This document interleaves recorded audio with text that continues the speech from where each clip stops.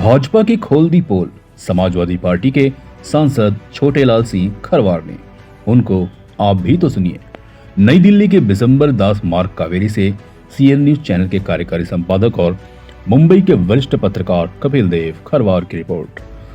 उत्तर प्रदेश सोनभद्र जिला के 80 लोकसभा रॉबर्ट्सगंज के कार्य सम्राट, सांसद और लोकप्रिय लोकगीत गायक छोटेलाल सिंह खरवार ने पहली बार भाजपा के चुनाव चिन्ह कमल के फूल पर भारी मतों से जीतकर सांसद के रूप में दिल्ली के संसद भवन में आए थे। हम अपने चैनल के दर्शकों को यह भी बताना जरूरी समझते हैं कि छोटेलाल सिंह खरवार ने किन्हीं कारणोंवश गत लोकसभा चुनाव से पहले भाजपा का कमल फूल छोड़कर सपा की साइकिल सवारी करना उचित समझा और सपा के राष्ट्रीय अध्यक्ष और यूपी के पूर्व मुख्यमंत्री अखिलेश यादव ने अपनी पार्टी में उनका जोरदार ढंग से स्वागत किया।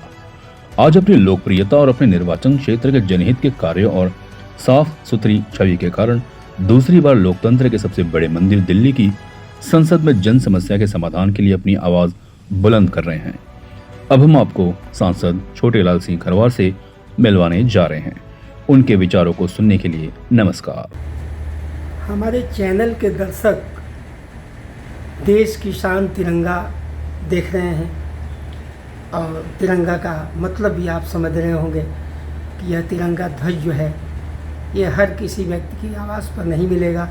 कोई न कोई ऐसा महानुभाव होगा जिसके आवाज़ पर होगा। तो आइए हम जहाँ हैं उनके बारे में आपको थोड़े में परिचय हम बता रहे हैं अपने चैनल के दर्शकों को। आप हैं छोटेलाल खरवार जी, छोटेलाल सिंह खरवार जी, और रॉबर्ट्सगंज सोनभद्र लोकसभा 80 के सांसद हैं, सपा के सांसद हैं। मैं उनके बारे में चंद बातें कहना जरूरी समझता हूँ कि इससे पहले वो भारतीय जनता पार्टी के सांसद थे और किन्हीं कारणों से आप ऐसा समझिए कि भारतीय जनता पार्टी का जो सोच थिंक टैंक है वो समझ न पाई छोटेलाल सिंह खरवार जी की लोकप्रियता कि उनका क्षेत्र में कितना बड़ा लोकप्रिय नाम है। कामों की बदौलत उन्होंने 5 वर्ष में ऐसे काम किए कि जिसकी वजह से वो अपने लोकसभा क्षेत्र के लोगों के दिलों में बस गए। लेकिन दुर्भाग्यवश, भाजपा का दुर्भाग्य कहिए कि इनके बारे में संपूर्ण जानकारी नहीं होने के बावजूद उन्होंने टिकट देने से इनकार किया और फिर उन्होंने समाजवादी पार्टी का दामन थाम लिया।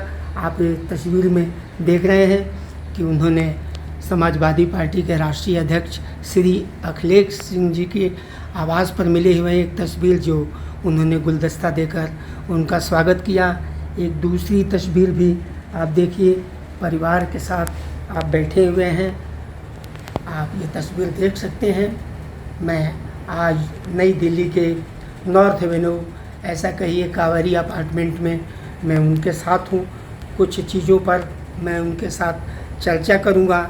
इससे पहले मैं अपने दर्शकों को बता दूं कि उत्तर प्रदेश के एक बहुत नामचीन लोकगीत गायक भी हैं, आपकी गायकी के जवाब नहीं है। टी सीरीज जैसे बड़ी म्यूजिकल कंपनी और अन्य कई कंपनियों में मिलियन लोग आपके फॉलोअर हैं। तो आपकी लोकप्रियता एक कलाकार के रूप में भी है और एक नेता के रूप में भी है। तो आइए हम आपको मिलवा रहे हैं श्री छोटेलाल सिंह खरवार जी से और इनसे आज हम कुछ बातें करेंगे। खरवार जी, आपका हमारे चैनल में हार्दिक स्वागत है। मैं पिछले ही दिनों देखा था आदिवासी दिवस पर आपके लोकसभा क्षेत्र में आपके नेतृत्व में बहुत बड़ा जनसमूह का एक मिरौनुक जिसको कहते हैं एक जुलूस निकाली गई थी।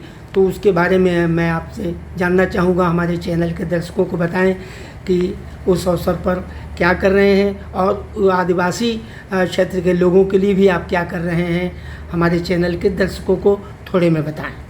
नमस्कार।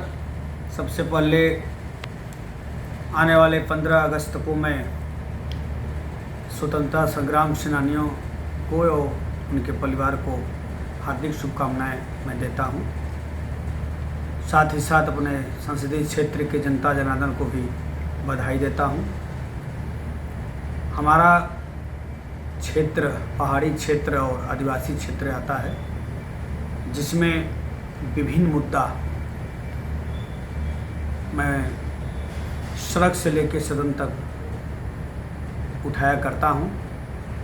इस समय वर्तमान में जो हमारे नेताजी स्वर्गीय मुलायम सिंह यादव जी 2006 में कांग्रेस पार्टी की सरकार थी केंद्र में, और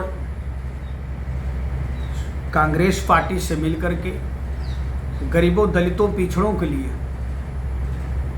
उनके लिए वना अधिकार कानून बनवाया था, जिसके तहत सभी गरीबों को वना अधिकार कानून के तहत पट्टा देना था। मगर जिस हिसाब से पट्टा देना चाहिए आज भारतीय जनता पार्टी के सरकार में वो मिल नहीं पा रहा है, बल्कि उल्टे उनके पुश्तैनी ज़मीन बाप दादे से जो जोते कोड़ते चलते आ रहे हैं, बोते चले आ रहे हैं, रोपनी करते चले आ रहे हैं, उस ज़मीन को कब्जा भारतीय जनता पार्टी के सरकार द्वारा, उनके अधिकारियों द्वारा, वन विभाग के द्वारा कब्जा की जा रही है और वनाधिकार के द्वारा पट्टा नहीं दी जा रही है, उनके घर गिराया जा रहा है। तो इसी पर मैंने माननीय प्रधानमंत्री जी को पत्र लिखा हूँ, वन विभाग को पत्र लिखा हूँ, और हमारे जो आदिवासी हैं इनके लिए भी जो है कि जो आरक्षण मिलना चाहिए। पंचायत चुनाव में जहाँ ब्लॉक प्रमुख का चुनाव होता है, जिला पंचायत का चुनाव होता है, जिला पंचायत से लेकर के ग्राम प्रधान का भी चुनाव होता है, उसमें जिस हिसाब से आरक्षण मिलना चाहिए वो आरक्षण नहीं मिल पाता है, क्योंकि जनपद सोनभद्र में 20.67% आदिवासियों की जनसंख्या है। जनसंख्या के आधार पर अगर ग्राम प्रधान, क्षेत्र पंचायत सदस्य, ब्लॉक प्रमुख, जिला पंचायत सदस्य का आरक्षण अगर तय हो जाता तो ज़्यादा से ज़्यादा संख्या में हमारे ग्राम प्रधान जीत कर आते, लेकिन भारतीय जनता पार्टी द्वारा नहीं दिया जाता है। इसके लिए मैंने पत्र माननीय प्रधानमंत्री जी को, जनजातीय मंत्रालय को लिख चुका हूँ। लिखने के बाद मैंने मिल करके भी उनसे वार्ता भी किया, और इतने नहीं, जिस हिसाब से EWS के तहत सम्मान जाति को 10% आरक्षण दिया गया था, ठीक उसी तर्ज पर SC ST OBC में भी गरीब लोग हैं, उनको 50% आरक्षण छोड़ करके SC ST OBC के लिए अलग से 10% आरक्षण की मैंने मांग किया हूँ कि अलग से उनको 10% आरक्षण दिया जाए। वो चाहे नौकरी हो, चाहे पंचायत चुनाव हो, हर जगहों पर इनका आरक्षण दे करके इनका उत्थान किया जाए। ऐसे ऐसे काम हमने लिखा पढ़ी में, सदन के माध्यम से मांग किया। आपको क्या लगता है 2027 में उत्तर प्रदेश का विधानसभा चुनाव होने जा रहा है, ऐसे में क्या सोच रहे हैं आप? आपकी पार्टी को कहां तक सफलता मिलेगी? देखिए, आने वाले 2027 के विधानसभा चुनाव में इस बार PDA समाजवादी पार्टी ही चुनाव जीतेगी और पूर्ण बहुमत से सरकार भी बनाएगी। धन्यवाद, बहुत बहुत धन्यवाद।